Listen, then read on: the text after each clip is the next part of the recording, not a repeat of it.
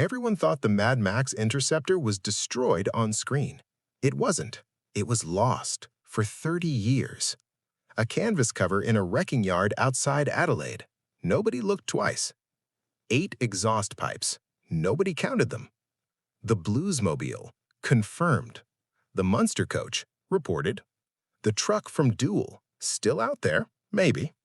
Dragula, built in secret, sold in silence. A Kenworth that hauled bootleg cores across state lines. Nobody agrees on where it ended up. A Peterbilt that terrorized a 2-lane highway in 1971, and the man who bought it never knew what he had. A muscle car stolen 51 times on screen. Only one still exists.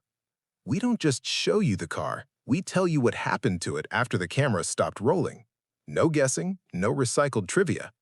Every claim tiered, every fate sourced, every contested story left contested, not smoothed over for a clean ending. Because most of these stories don't have clean endings. Some of these cars are in museums. Some are in private garages nobody's photographed. Some are gone, and we tell you that too. Some are sitting 3 miles from where they were built, and nobody in that town knows it. Some were crushed for scrap the same year they left the studio lot. Some are rumors, an initial scratched into a door panel, a serial number that doesn't match the paperwork, a man who swears he saw it in 1994 and was never believed. We chase those too. We just tell you when we're not sure. The car everyone gave up on is sitting in a museum in Florida right now.